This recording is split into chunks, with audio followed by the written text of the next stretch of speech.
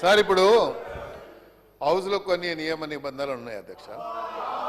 దీంట్లో ప్రధానంగా అప్పుడున్న ప్రభుత్వమే లక్ష్మణ రేఖ గీయడం జరిగింది అధ్యక్ష. ఈడ లక్ష్మణ రేఖ గీయడం జరిగింది. లక్ష్మణ రేఖ గీసిన అప్పుడు లెజిస్లేటర్ మంత్రి గారే లక్ష్మణ రేఖ దాటి వస్తున్నాడు. కాబట్టి నేనేమడుగుతున్నా అంటే ఇప్పుడు జరిగినటువంటి భూ స్కామ్ల మీద మీరు వెయ్యండి అని అడుగుతున్నాం హౌస్ కమిటీ. కానీ బాడీ లాంగ్వేజ్ మనం చూస్తూ ఉన్నాము. మరి మీ బాడీ లాంగ్వేజ్ మా బాడీ లాంగ్వేజ్ యూజ్ చేస్తే ఎట్లా ఉంటుందో మీకు తెలియదు. ఇంకా మీరు చేసే పద్ధతి ఏదైతే ఉందో మేము చేసేది చేస్తే గతంలో కూడా ఇలా మాట్లాడితే తప్పుడు సమాచారం పోయింది అధ్యక్ష. దయచేసి అడుగుతున్న సభ్యులు అడుగుతున్న డిమాండే అర్థం చేసుకోండి అంతే. మరి అందరూ అదే చెప్తున్నారు కదా అధ్యక్ష. మీరు హౌస్ కమిటీ ఎందుకు వేయడం లేదు? మీరు హౌస్ కమిటీ వేయండి. చాలా భూ స్కామ్ జరిగినాయి సార్. ఒకటి కాదు రెండు కాదు, వేల ఎకరాల స్కామ్ జరిగింది రాష్ట్రంలో. మరి ఈ రోజు కూడా అధ్యక్ష చెప్తా ఉన్నాను నేను, మా సొంత భూమిని కేటీఆర్ గారు ఒక కంపెనీకి హ్యాండ్ ఓవర్ చేశాడు. నేను కావాలంటే రికార్డ్ మీకు ఇక్కడ సబ్మిట్ చేస్తాను. మా సొంత భూమిని కేటీఆర్ గారు ఒక కంపెనీకి ఇస్తారు అధ్యక్ష. నేను కావాలంటే నేను ఇస్తాను, రికార్డు తీసుకొచ్చి మీ ముందు పెడతాను. చెప్పుకోలేకపోయినాం అధ్యక్ష. నోరు లేక నోరు బంద్ చేసుకొని కూర్చున్నాం. మేము హైదరాబాద్లో పుట్టి పెరిగి మేము నోరు బంద్ చేసుకొని కూర్చున్నాం ధైర్యం పరిస్థితి వచ్చింది అధ్యక్ష. మేము ఎవరు చెప్పుకోవాలి మా బాధలు? ఏంటి మీరు హౌస్ కమిటీ? ఇది అందరి సభ్యుల డిమాండ్ అధ్యక్ష. మీరు డిమాండ్ మేము కూడా డిమాండ్ చేస్తున్నాం. చీఫ్ మినిస్టర్ గారు దాని మీద మేము కూడా డిమాండ్ చేస్తున్నాం. ఏంటి మీరు హౌస్ కమిటీ? మేము ఎంత నష్టమైనా మాకు తెలుసు అధ్యక్ష. మా కుటుంబ సభ్యులది ప్రాపర్టీ హార్డ్ ఎర్నింగ్ మనీ మా ఫాదర్ కష్టపడి సంపాదించిన ప్రాపర్టీ పోయింది మాది. నాయన్ రాజేందర్ రెడ్డి గారు అధ్యక్ష, రెండు సార్లు మూడు సార్లు గెలిచినామని చెప్పి ఈ 3 లక్షల 5 లక్షల పంచాయతీ గురించి హౌస్ కమిటీలు అడిగారు అధ్యక్ష. కానీ నేను వచ్చిన కొత్తలకెళ్ళి 200 కోట్ల ప్రాపర్టీ సిటీ సెంటర్ల టిఆర్ఎస్ కార్యాలయాలకు కబ్జాలు పెట్టిండ్రు. ఇన్ఫర్మేషన్ యాక్ట్ ప్రకారం పట్టుకొచ్చి నేను నోరు నెత్తిన కొట్టుకొని మీడియాలో అసెంబ్లీలో మొత్తుకుంటే ఎందుకు దీని మీద ఇది జరగట్లేదు అధ్యక్ష? ఇవాళ వీళ్ళది కనుక ఇది నేను ప్రూవ్ చేయకపోతే అధ్యక్ష 24 గంటల్లో నా ఎమ్మెల్యే సభ్యత్వానికి రాజీనామా చేస్తా అధ్యక్ష. ఇవాళ హరీష్ రావు గారు కేటీఆర్ గారు రాజీనామా చేస్తారా? నేను ఇప్పుడు ఖైదవు రాసిస్తా అధ్యక్ష. ఇంతగానం మొత్తుకుంటుంటే కోట్లు దించుకొని దొంగ అంటుంటే మరి కార్యకర్తలు ఏమి బాధపడుతున్నారు అధ్యక్ష? ఎందుకు వాళ్ళని జైల్లో పెడతలేరు? ఇన్ని పాపాలు చేస్తే అని కాంగ్రెస్ కార్యకర్తలు నోరు కొట్టుకుంటున్నారు అధ్యక్ష. పాపం పోని కక్ష సాధింపు చర్యొద్దని ముఖ్యమంత్రి గారు అనటం వల్ల ఇవాళ ఈ దొంగల ముఠాలు దేశం మీద దాడి చేస్తున్నారు అధ్యక్ష. ఇవాళ 5 లక్షలు ఎక్కడ, 200 కోట్ల ప్రాపర్టీలు ఎక్కడ అధ్యక్ష? నేను ఇప్పుడు రాజీనామా లెటర్ పంపిస్తున్నా అధ్యక్ష. వాళ్ళని పంపించమని చెప్పండి. నేను కనుక స్పీకర్ గారికే పంపిస్తాను డైరెక్ట్.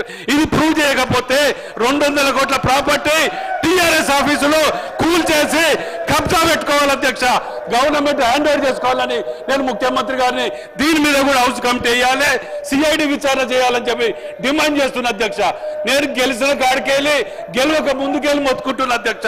ఒక్కరు పట్టించుకోవట్లేదు దీని మీద. దయచేసి ముఖ్యమంత్రి గారు దీని మీద హౌస్ కమిటీ కానివ్వండి, సిఐడి విచారణ కానీ వేయండి అధ్యక్ష. ఎందుకంటే ఇది ఒక్కటే కాదు అధ్యక్ష, నేను 100 ఉన్నాయి. ఇన్ఫర్మేషన్ యాక్ట్ ప్రకారమే నేను ఖైదాలు లేకుండా మాట్లాడట్లే. 5 లక్షల రూపాయల ఖైదాం పట్టుకొని ఒక మంత్రిని టార్గెట్ చేసి మాట్లాడుతున్నారే, మరి దీనికి ఎవరు జవాబు చెప్పాలి అధ్యక్ష? దయచేసి నా రాజీనామా లెటర్ పంపిస్తున్న అధ్యక్ష. వాళ్ళకు నిజంగా దమ్ము ధైర్యం ఉంటే పంపించమనండి. ఇది ప్రూవ్ చేసాకనే యాక్సెప్ట్ చేయండి. థ్యాంక్ యూ అధ్యక్ష. అధ్యక్ష గౌరవ ముఖ్యమంత్రి గారు స్పష్టంగా చెప్పడం జరిగింది. బీజేపీ సభ్యులు మాట్లాడినప్పుడు చెప్పే ముందు మాటకు ఒక విలువ ఉండాలి. 8 మాసాల కింద గత ప్రభుత్వం సంబంధించి కాళేశ్వరం సంబంధించినటువంటి బీజేపీ అంటే సిబిఐ ఎంక్వైరీ తీస్తే 8 మాసాల తర్వాత ఇప్పటి వరకు కూడా దానిపైన చర్యలు లేవు. రెండవది అధ్యక్ష గౌరవ ముఖ్యమంత్రి గారు స్పష్టంగా మహబూబ్నగర్ జిల్లాకు సంబంధించి బాలానగర్ సంబంధించినటువంటి ల్యాండ్స్ ఇష్యూలో హౌస్ కమిటీ వేద్దామని చెప్పని స్పష్టంగా వారిని అడగడం జరిగింది. సో దానిపైన వారు దానికి అగ్రి కావాలి. రెండవ అధ్యక్ష, నేను ఒకటే అడుగుతాను, ఈరోజు 10 సంవత్సరాలు అధికారంలో సభ్యులు ఈరోజు ప్రతిపక్షంలో అక్కడ కూర్చునే పరిస్థితి ఎందుకు వచ్చింది అధ్యక్ష? వందలాది మంది బిడ్డలు ప్రాణత్యాగాలు చేసి మా చావులతో తెలంగాణ రావాలి, వచ్చిన తెలంగాణ అన్ని వర్గాల ప్రజల కష్టాలు తీరాలని చెప్పని వాడు ప్రాణత్యాగాలు చేస్తే 10 సంవత్సరాల పరిపాలన తర్వాత వాటి భూముల విషయంలో, కాంట్రాక్ట్ల విషయంలో రకరకాల రాష్ట్రాన్ని సర్వనాశనం చేసిన తర్వాత, రాష్ట్రం అప్పులపాలైన తర్వాత ఈ రోజున మళ్ళీ తగుదునమ్మా అని చెప్పని వీటిపైన మాట్లాడేటువంటి నైతిక అర్హత ఉండాలి అధ్యక్ష. ఈరోజు అక్కడ కూర్చున్న పరిస్థితి ఇటువంటి అక్రమాలు చాలా ఉన్నాయి, చాలా జరిగినాయి. నష్టపోయింది రాష్ట్ర ప్రభుత్వం, రాష్ట్ర ప్రజలు. ఈరోజు సంస్థలకు సంబంధించి మీరు మాట్లాడుతూ ఉన్నారు. మీరు మొదలు దానికి అగ్రి కాండి, గౌరవ ముఖ్యమంత్రి గారు ఇచ్చిన సవాల్కి అగ్రి కాండి. దానిపైన ముందు వారు బీజేపీ సభ్యులు ముందు దానిపైన కామెంట్ చేయమని చెప్పండి. దానికి అగ్రి కాండి ఫస్ట్, దాని ముందు ఆర్డర్ తెప్పించిన తర్వాత మీరు మాట్లాడండి.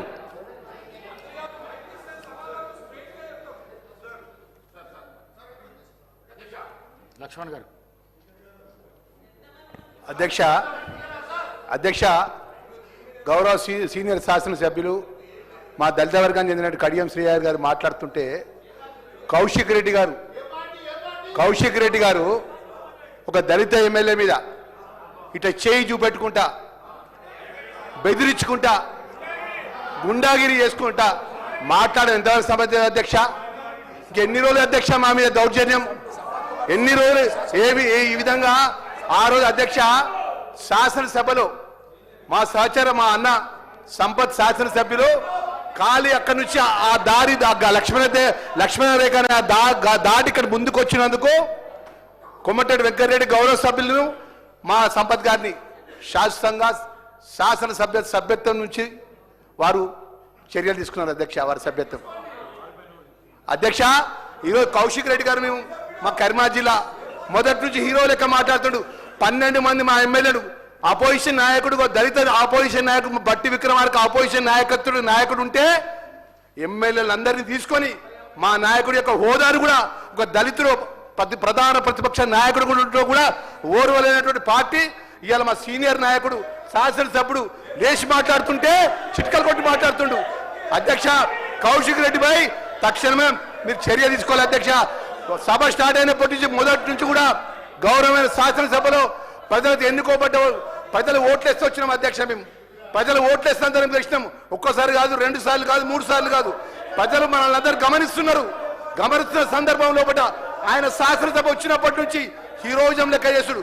మా దళిత శాసనసభ్యుడు ఏలు పెట్టి నువ్వు ఎక్కడికి ఎట్లా మాట్లాడదా? ఇదా అధ్యక్ష? ఇదా మర్యాద అధ్యక్ష? గుండాగిరి చేస్తారు అధ్యక్ష మా దళితుల మీద. ఇంకా ఎన్ని రోజులు అధ్యక్ష మా మీద చేసేది? అధ్యక్ష తక్షణమే ఆయన మాట్లాడిన మాట, ఆయన చేసినట్టు దాని మీద తక్షణమే చర్య తీసుకోవాలి అధ్యక్ష. దయచేసి మా గౌరవ ఏదైతే హరీష్ రావు గారికి రిక్వెస్ట్ చేస్తున్నాం. అన్న మీరు ఒకటి చెప్తున్నానా, మీ హయాంలో జరిగిన విషయాలు కానీ మా 2 సంవత్సరాలు మా జరిగిన విషయంలో కానీ గౌరవ ముఖ్యమంత్రి గారు ఏదైతే సిబిసిఐడి ద్వారా ఎంక్వైరీ చేసినారు, వాస్తవాలు బయటపడతాయి. వాస్తవాలు రేపు ఏదైతే యథార్థమైన విషయాలు 10 సంవత్సరాల లోపల జరిగిన అంశాలు కానీ 2 సంవత్సరాలు జరిగిన అంశాల లోపల వాస్తవాలు బయటపడతాయి. 33 జిల్లాలకు చెందిన తెలంగాణ ప్రజలందరూ కూడా మన సభను గమనిస్తున్నారు. మనం ఏం చేస్తున్నాం, మనకు సంబంధించిన ప్రజల సమస్యల విషయంలో ఏం మాట్లాడుతున్నాం అనే విషయం అన్ని గమనిస్తున్నారు. మీరు నిన్నటి నుంచి ఒకటే సింగిల్ ప్లాన్ ప్రోగ్రామ్ పెట్టుకున్నారు. మా గౌరవ మా మంత్రిని పొంగులేటి శ్రీనివాసరెడ్డి గారు టార్గెట్ పెట్టుకున్నారు. టార్గెట్ పెట్టి వారి పేరు తీసుకొని మాట్లాడినారు. మీరు ఆ రోజు కేసీఆర్ గారు ముఖ్యమంత్రిగా ఉన్నప్పుడు సభ జరిగినప్పుడు మా బట్టి విక్రమార్క గారు ఎమ్మెల్యే గారు కానీ మా శ్రీధర్ బాబు గారు ఎమ్మెల్యే గారు కానీ ఎప్పుడైనా కాంగ్రెస్ పార్టీ అపోజిషన్ ఎమ్మెల్యేలు ఈ విధంగా మాట్లాడినిచ్చిందా మీరు?